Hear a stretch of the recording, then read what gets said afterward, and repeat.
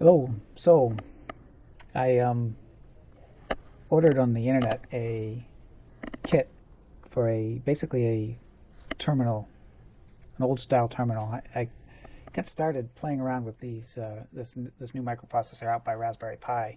It's the Raspberry Pi Pico, and turns out it's got a little file system on it, and Python has pretty good support for the file system. So I wrote um, basically a little Python operating system, which looks a lot like DOS. And I was playing around with it, having a lot of fun, and realized it was kind of silly that, this works out to be essentially a single board computer.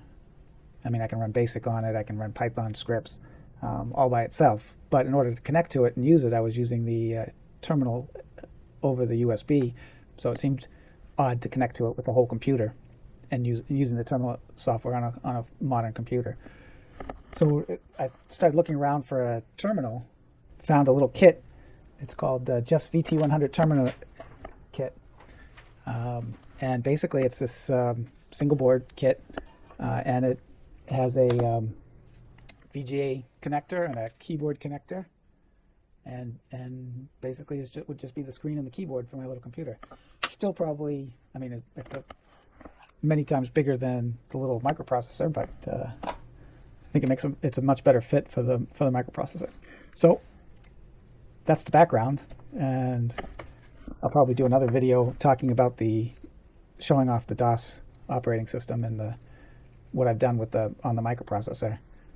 But I figured I'd go ahead and add as a part one the building of this terminal. Not that my soldering skills are anything to shout about, but I figured maybe I would speed it up in post. I've never done that before, but if I can figure out how to speed it up, maybe I'd speed it up, and it might make a good initial start to the microprocessor video. So actually, there are some instructions here, and apparently, if I'm looking at this, I'm going to assume that they want you to do this in the order that they've described it. So the first thing is to install 4.7K resistors. Gonna have to definitely do some editing to pull out some of the more exciting parts here.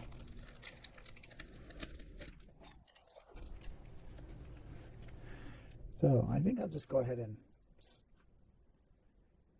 rely on their color code rather than looking them up. So I'm looking for a yellow, purple, red.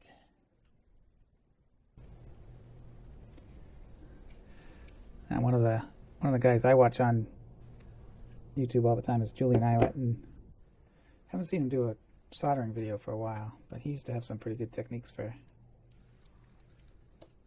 putting in components and getting them to stay.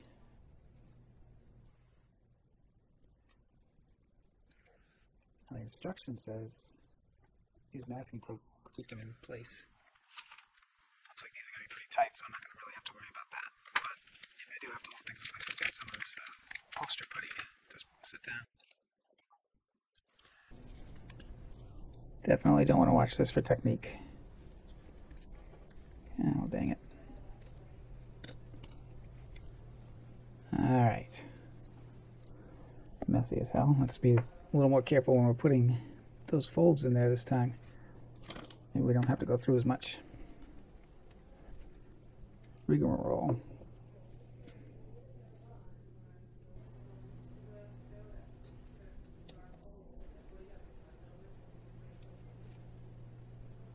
Try and get that to sit flat.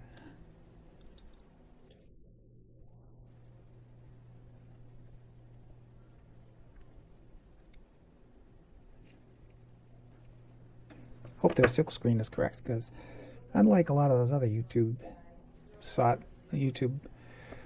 channels where people know what they're doing and they actually reverse engineer and figure out the circuit, I'm just taking the word for the people that sent me this that it's going to work when I'm all said and done.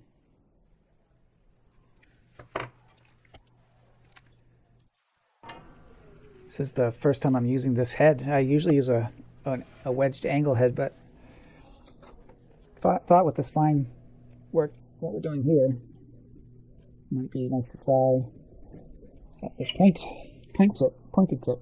So, first time I'm using this tip. We'll see how it works out. Again, if you're looking for instructions on doing soldering, I'm probably not the. You know what? I'm gonna have to change my glasses. That looks like it might be a little too hot. These glasses aren't working very well for me.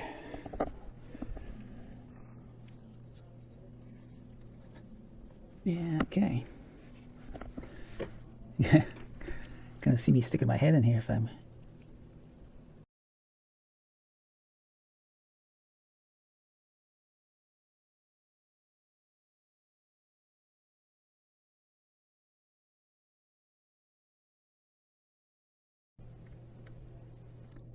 My biggest problem here is my hands aren't as steady as they used to be. Soldering is always a little bit of a challenge. It's like when people ask me to take pictures with their phones. It's like, I don't know if you want me doing it. My hands shake.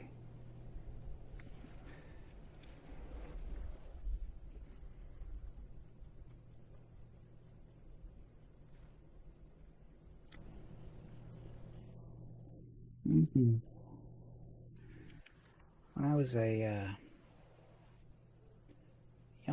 young lad, one of the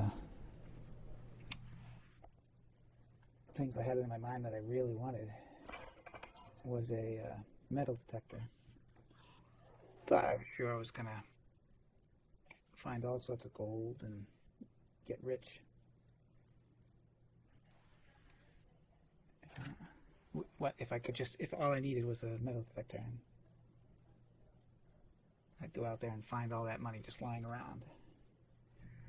But we were not.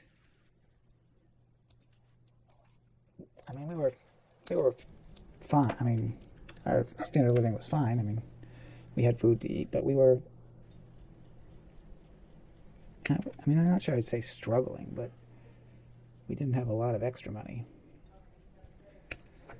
So my parents finally, one Christmas, made my dreams come true and actually bought me a metal detector. Only thing is, they bought a kit that needed to be built and soldered. And of course, I'd never done anything like that. And I don't know, I was probably 12 or 11, maybe 10. And the soldering iron my father had was actually a soldering gun. I don't know see if I can find one and put it in a picture, but the gun didn't have much of a point. It was this huge thing. I don't know what it was really suited for. Probably soldering high voltage stuff, or wasn't designed for circuit boards, that's for sure. So even if I had an iron, I didn't know what I was doing. So I went and built the thing, and when I didn't understand something, I just made my best guess. Probably half the connections weren't made. I probably bridged a million connections. But of course, when I put the batteries in the metal detector, it didn't do anything. But my best friend lived a couple of houses down, and his father was an engineer, had a toolkit had an office and an oscilloscope and the whole bit. And I don't know if my friend told his father or if we were just there and mentioned it to him, but he said he took a look at it and basically hooked it up to the oscilloscope and spent a day basically undoing all my soldering and resoldering it. And in the end, it worked, much to my excitement. I did not find anything. It didn't work. It's at that age, things don't work for that long. Got knocked around and stopped working, but I never found the treasures.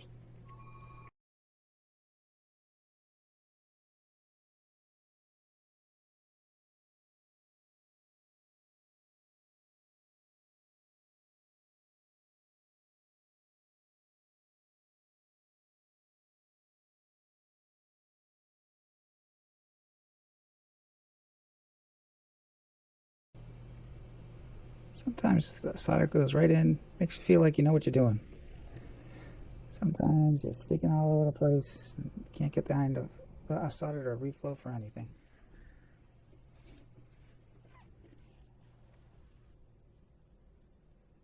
I suppose it's like anything. Seems to be going smoother now that I've done it for a bit. The first couple fought me. An artiste, I guess. Soldering artiste, I am not.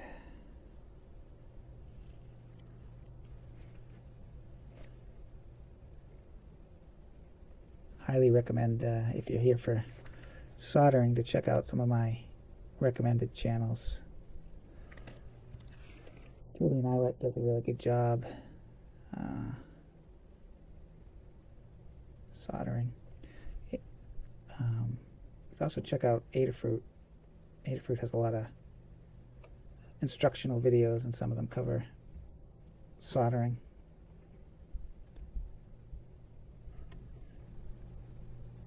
Don't rely on my technique as any kind of instructional guide. That is for sure.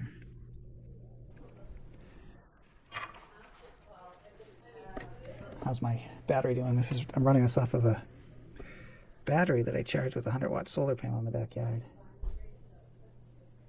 Still looks pretty good. 13.3 volts. 13.6 is kind of fully charged.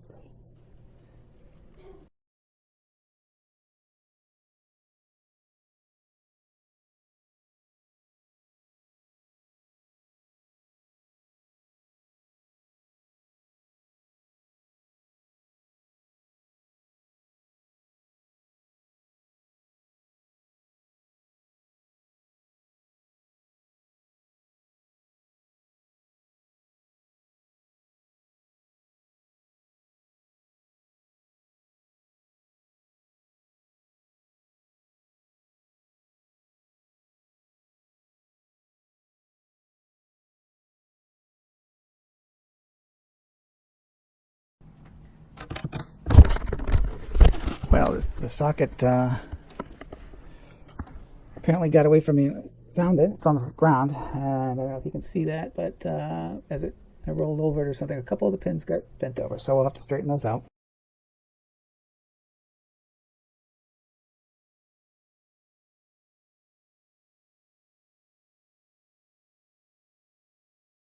Hopefully I don't break them off. Although I wouldn't be surprised if somewhere in my supply cabinets from days past, if I didn't have a socket, one of these that would fit.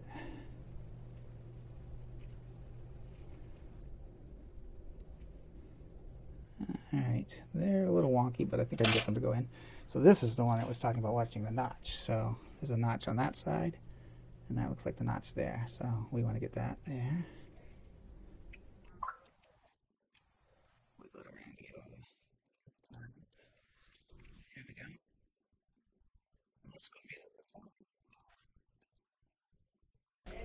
Now, Julian always likes to get one side done, then do the other side. Figures this side's ground. Now I get the full corners. I'll just go down the line now. I'll make sure I put enough solder in there to make a good joint.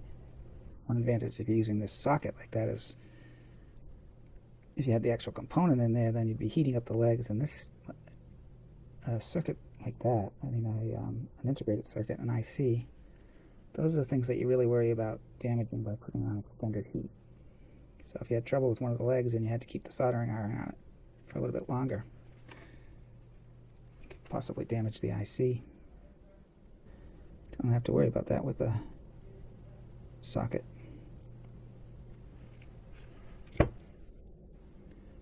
And of course you have the advantage that you can always pull the component out and replace it relatively easily without doing any wiring if you just find that there's a fault in it, or if there's an upgrade in the future.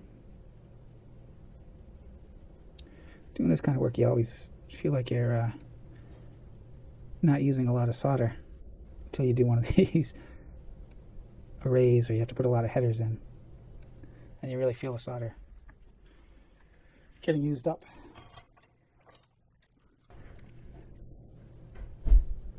Not a lot of sun today, so keep checking the battery to make sure I'm not running it down too far.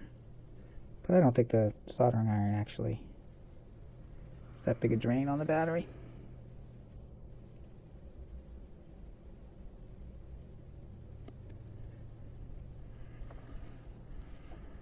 It's a pretty decent sized battery. 500 watt hours.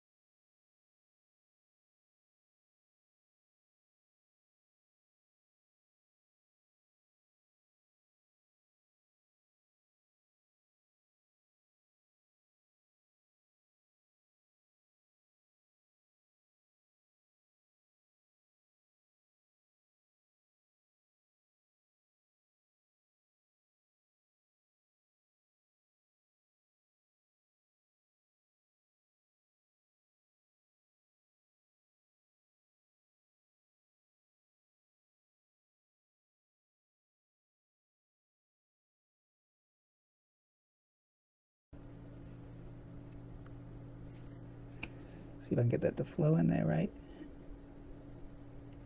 Alright, we're good. Now, just to be 100% sure, I'm going to go ahead and put a continuity test on those VGA connectors because they are so close together.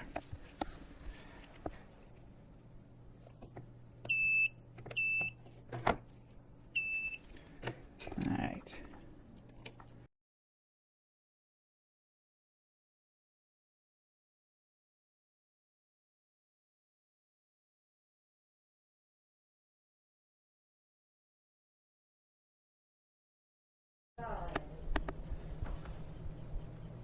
Okay, so there we go. There's the keyboard I did. And Control Alternate and Delete. Whoops, we should get this in the frame so you can see it blinking away. Oh, that's a really bright LED though. Maybe off to the side. So if I hit Control Alt Delete, nothing was doing, but I was hitting the wrong delete. Turns out it's not the delete on the keypad, but the delete on the home, insert page up, page down, extra set of buttons here. I can show it to you. I'll just push everything up a bit. This delete. So if I hit the Control Alt Delete, no, it's not doing it. I did something relatively. Oh, there it goes. There. So Control Alt Delete. So now I'm on the setup menu. I can go to the various options. So looks like we're good. So the only thing I need to do now is connect the TTL pins over to my Raspberry Pi Pico and start using it. Cool.